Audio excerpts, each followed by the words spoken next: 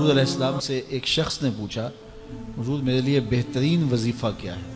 تو حضور نے اس کو یہی جواب دیا ان تموتا ولسانک رطب من ذکر اللہ، تو اس حال میں فوت ہو کہ تیری زبان اللہ کے ذکر سے تر رہے، تو اٹھتے بیٹھتے چلتے پھرتے اللہ کا نام پکارا کریں، اس کا ذکر کیا کریں، تلاوت کلام مجید کی کثرت ہو، معمول زندگی بنا لیں۔ یہ کوئی مشکل نہیں ہے، زبان فضول گوئی سے بچ جائے گی اور اللہ کے ذکر کی برکات روح تک اتریں گی۔ کچھ اذکار تو اتنے سہل ہیں کہ زبان پر بڑی سہولت کے ساتھ جاری ہو جاتے ہیں۔ بخاری شریف کی آخری حدیث ہے کلمتان خفیفتان علی اللسان حبیبتان الی الرحمن ثقیلتان علی المیزان سبحان اللہ و بحمدہ سبحان اللہ العظیم۔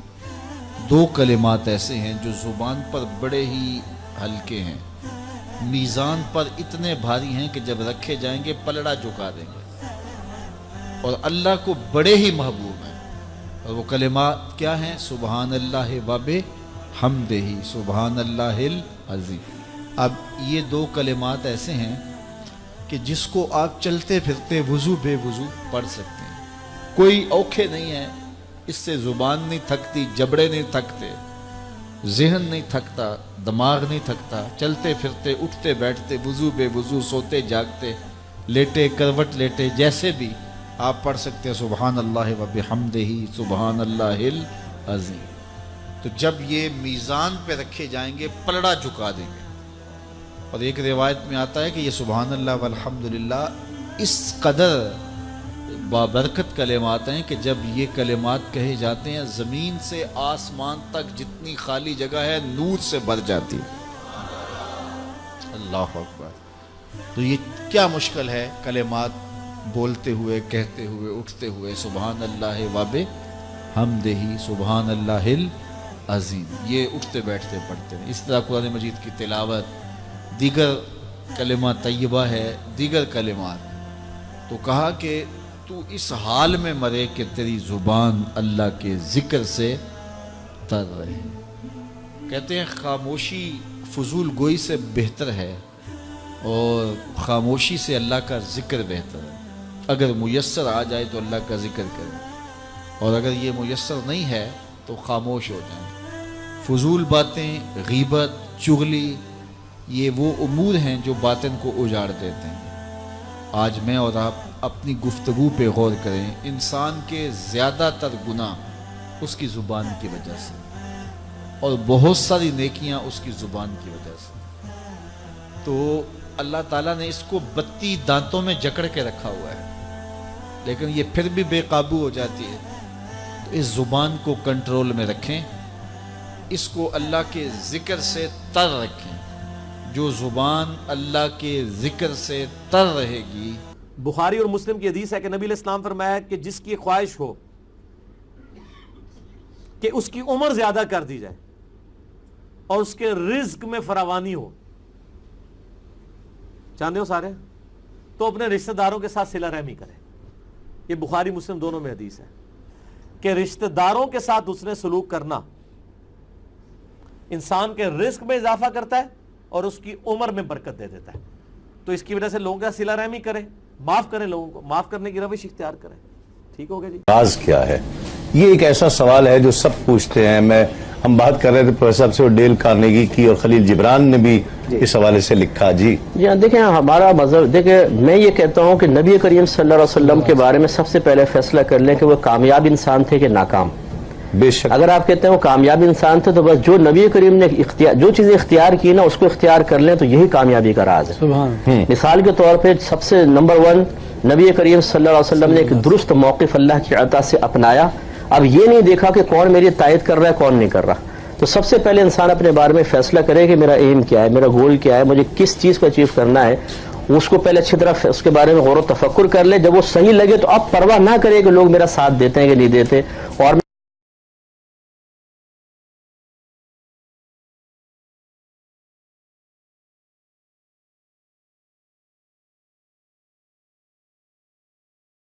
میں کامیاب ہوں گا یا نہیں ہوں گا، بس وہ کوشش سٹارٹ کر دے۔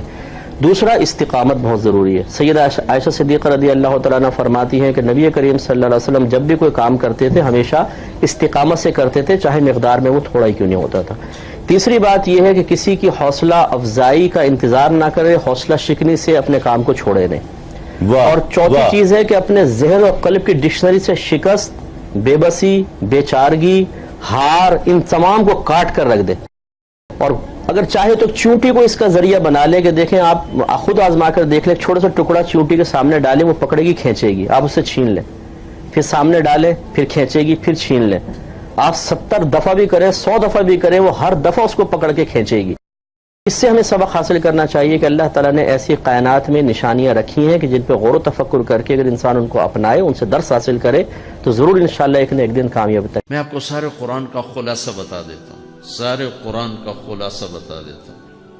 ایک چھوٹی سی سورت سارے قرآن کا خلاصہ ہے. یاد رہے گی تو فائدہ اٹھاؤ گے، نہیں رہے گی تو فقیرانہ آئے صدا کر چلے، میاں خوش رہو ہم دعا کر چلے. چلو تمہارا اتنا تو احسان ہے کہ بیٹھ کے سن رہے ہو. قرآن میرے اللہ کا علم ہے، میرے نبی کی زبان سے نکلا ہے، اور یہ دونوں بے خطا ہستیاں ہیں. تو اللہ رسول کی بات کا خلاصہ سنا رہا ہوں. اللہ اس کا رسول ایک بات کو سمری کر کے آپ کو دے رہے. سارا قرآن 114 سورتیں، 6200 کچھ آیات، ان سب کا خلاصہ ایک چھوٹی سی سورت جس میں کامیابی ناکامی کی مہر لگا دی.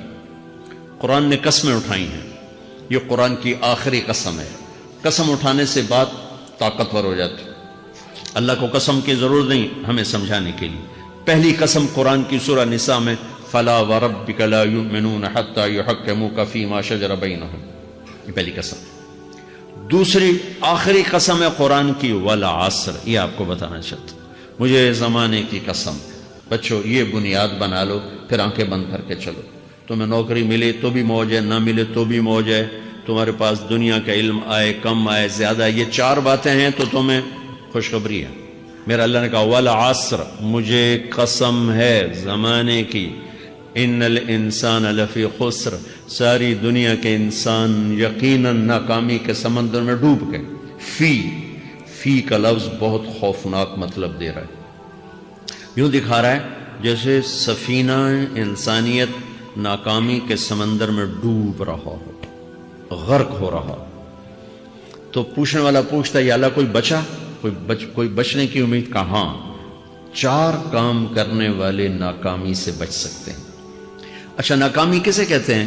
اللہ کی نظر میں اللہ کا راضی ہونا کامیابی ہے، اور اللہ کا ناراض ہونا ناکامی ہے. جنت کا مل جانا کامیابی ہے، اور جہنم میں گر جانا ناکامی ہے. یہ قرآن کا مفہوم ہے. فمن زحزح عن النار وادخل الجنہ فقد فاز، جو جہنم سے بچ کے جنت میں چلا گیا وہ کامیاب. ناکام کون ہے؟ قل ان الخاسرین الذین خسروا انفسهم واہلیہم یوم القیامہ الا ذلک هو الخسران المبین لهم من فوقهم ظلل من النار ومن تحتهم ظلل. جو قیامت کے دن جہنم میں گر گیا یہ ناکام ہے. اس مفہوم کو ذہن میں بٹھائیں. پیسے کا مل جانا ایک وقتی کامیابی، نہ ملنا ایک وقتی ناکامی ہے. یہ کامیابی ناکامی ہے ہی نہیں، یہ حالات ہیں، امتحان ہے. اللہ نے یزید کو تخت دے دیا، حسین کو نیزے پہ چڑھا دیا، تو کیا اللہ تعالیٰ حسین سے ناراض ہے اور یزید سے راضی ہے؟ جو انسانیت کے لیے پھٹکار ہو اس کو 3 براعظم کی حکومت مل رہی ہے تو ایک امتحان ہے. آل رسول کے سر کٹ کے نیزوں پہ چڑھ رہے ہیں، امتحان ہے. میرے نبی کے پیٹ پہ 2 پتھر بندھے ہوئے ہیں، امتحان ہے. حضرت عمر رضی اللہ عنہ آپ کے حجرے میں آئے تو فقر، تو رونے لگے. آپ نے کہا کیوں رو رہے ہو؟ کہ یا رسول اللہ یہ ایران کے بادشاہ، یہ روم کے بادشاہ سونے کے برتنوں میں کھانے کھاتے، زربفت کے مساریوں پر، بستروں پر وہ آرام کرتے ہیں، آپ 2 جہان کے سردار ہو کر یہ حال. آپ نے کہا عمر ان کے لیے دنیا میں، ہمارے لیے آخرت میں. تو میرے اللہ نے کہا والعصر، زمانے کی قسم ساری دنیا کے انسان ناکام ہیں. ناکامی کیا ہے؟ جہنم. کون بچا اس ناکامی سے؟ کوئی بچ سکتا ہے؟ اللہ نے کہا 4 کام کرنے والے بچ جائیں گے. 4 کام کرنے والے. الا الذین آمنوا، جو ایمان لائے. ایمان ناکامی سے نکالنے کی پہلی شرط ہے.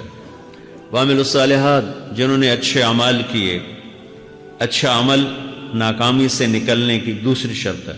وتواصوا بالحق، جنہوں نے حق کی دعوت دی. یہ تبلیغ کا کام، جس کو آپ تبلیغی جماعت سمجھتے ہیں، یہ تبلیغی جماعت نہیں ہے.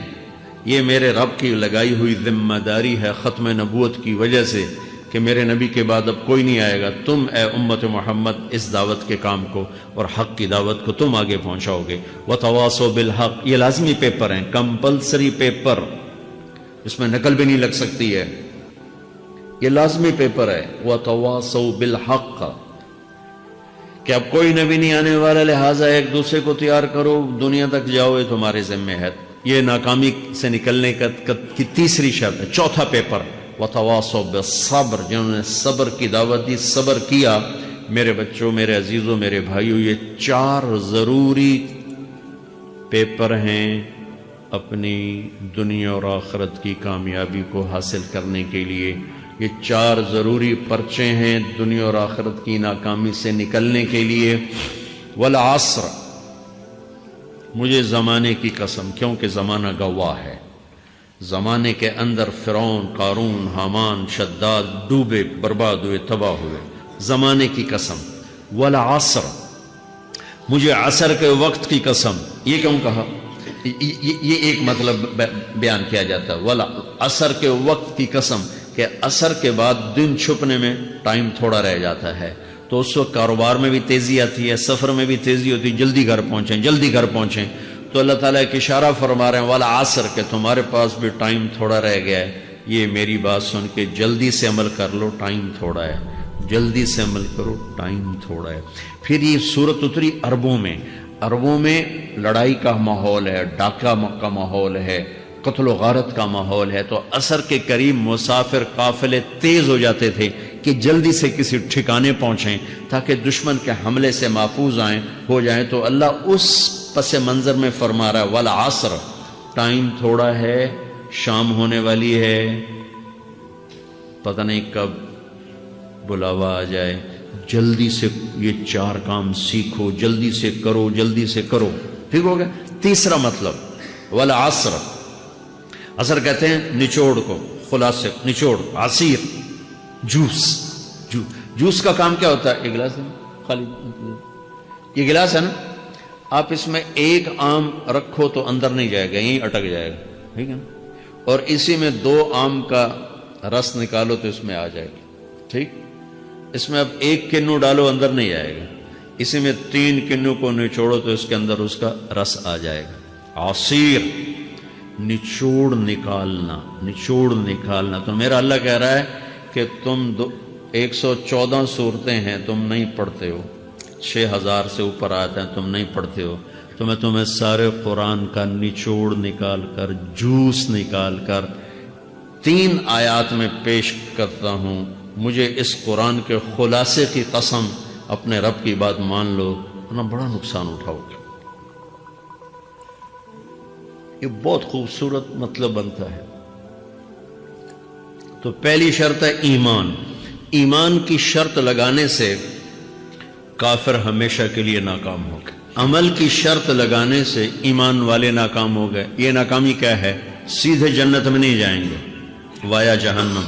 باقی اللہ جسے چاہے معاف کرے. عمر بن عبدالعزیز نے حجاج بن یوسف کو دیکھا جہنم میں جل رہا ہے، کہا کیا حال ہے؟ کہ جو دیکھ رہے ہو، بس اب تو صرف کلمے کی آس پہ پڑا ہوں کہ کبھی تو جہنم سے نکلوں گا. تو یہ اللہ کا قانون ہے. سلیمان بن عبد الملک کی میت کو قبر کے قریب کیا گیا. سلیمان بن عبد الملک بنو امیہ کا بادشاہ. تو اس کی باڈی ہلنے لگی تو اس کے بیٹوں نے کہا ہمارا ابا زندہ ہے. تو عمر بن عبدالعزیز نے فرمایا زندہ نہیں ہے، عذاب قبر جلدی شروع ہو گیا، اس کو جلدی سے دفن کرو، جلدی سے دفن کرو. تو یہ میرے اللہ کا قانون ہے. ایمان ہے، عمل صالح نہیں ہے تو جہنم سے ہو کر جنت میں جائے گا. عمل صالح ہے وتواصوا بالحق، تبلیغ کا کام نہیں ہے، دعوت کا کام نہیں ہے. تو اب ناکامی کا کیا مطلب ہے؟ اب آدھی کامیابی ہے، آدھی ناکامی ہے. یہ ناکامی کیا ہے کہ جنت میں جائے گا، جہنم میں نہیں جائے گا، لیکن بڑے درجات سے محروم ہو جائے گا، بڑے درجات سے محروم ہو جائے گا. اونچے درجات کے لیے تیسرے پیپر کو لینا ضروری ہے. وتواصوا بالحق وتواصوا بالصبر. چوتھا پیپر ساتھ لگا ہے کہ صبر اگر چوتھی شرط نہیں ہے تو پھر ناکامی کیا ہے. چوتھی شرط اگر نہیں پھر ناکامی کیا ہے. ایمان بھی ہے, عمل بھی ہے, تبلیغ بھی ہے, صبر کوئی نہیں ہے تو پھر ناکامی کیا ہے. اس کی ایک مثال دیتا ہوں, اس سے آپ کو بات واضح ہو جائے گی. 20 ٹیمیں میدان میں اترتی ہیں تو وہ لڑتے لڑتے لڑتے لڑتے 2 رہ جاتی. یہ دونوں برابر ہوتی ہیں. آگے تقدیر چلتی ہے, تقدیر چلتی ہے. کرکٹ ہے, ہاکی ہے, فٹ بال ہے, یہ بڑے بڑے کھیل ہیں. آخر میں آخری 2 ٹیمیں ایک دوسرے کے برابر کی ہوتی ہیں 19-20 کے فرق کے ساتھ. ان میں ایک جیت جاتا ہے, ایک ہار جاتا ہے. ہارنے والے کو یہ اعزاز ہے کہ وہ سیکنڈ ہے, پوری دنیا کی سیکنڈ ٹیم ہے. کبھی ان کو خوش ہوتے دیکھا؟ روندے ہی پہ ہوندے, انہوں نے ملک والے بھی رو رہے ہوندے تو آ بھی میدان ہے جو روندے پہ ہوندے. ٹھیک, ان کو یہ خوشی نہیں ہوتی کہ ہم سیکنڈ آئے, ان کو یہ غم ہوتا ہے کہ ٹرافی نکل گئی. ٹرافی, چوتھی شرط ٹرافی ہے. ٹرافی اللہ کی بارگاہ سے وکٹری سٹینڈ کے اوپر کھڑے ہونے کے لیے 4 کام ضروری ہیں. ایمان, عمل صالح, تبلیغ کا کام, صبر.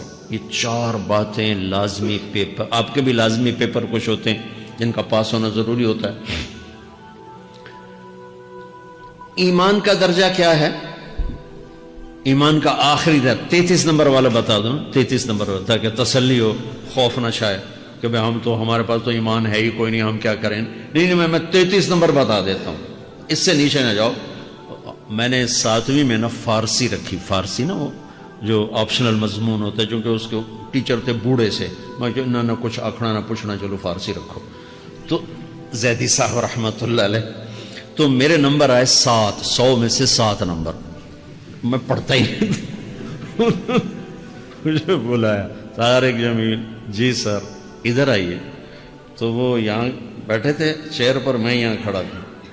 تو انہوں نے میرا یہ کان پکڑ, اور آپ کے ماشاءاللہ 7 نمبر آئے ہیں, تو آپ 0 خود لگا لیں تو انشاءاللہ 70/100 ہو جائیں گے. تو وہ 7 والا کم نہ کرو, 33 نمبر میں 10 دینا. تو میرے نبی پہ قربان جاؤں, میرے نبی نے اپنی امت کے کمزوروں کو بھی لیا اور اوپر والوں کو. صدیق بھی موجود ہے.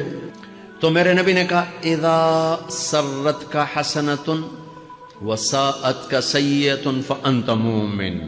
اگر تجھے نیکی کر کے خوشی ہو اور گناہ کر کے تجھے پریشانی ہو تو تو ایمان والا ہے. اگر نیکی کر کے خوش ہو اور گناہ کر کے پریشان ہے تو تو ایمان والا ہے. فانت مومن, تو ایمان والا ہے. یہ ایمان کا آخری درجہ ہے.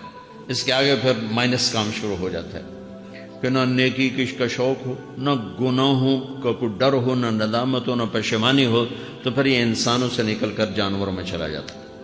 تو میرے عزیزو, اس درجے کا ایمان کہ ہم بشر ہیں, جب گناہ ہو توبہ کرو اللہ معاف کر دے, جب خطا ہو توبہ کرو اللہ معاف کر دے. معاف کرنے میں اللہ کو سب سے زیادہ پسند معاف کرنا ہے, کہ بندے کا توبہ کرنا اللہ کا معاف کرنا, بندے کا توبہ کرنا اللہ کا معاف کرنا. تو ایمان کا اگر یہ درجہ مل گیا ہے اور اس میں ندامت کا آنسو شامل ہے تو پریشانی کی بات ہی کوئی.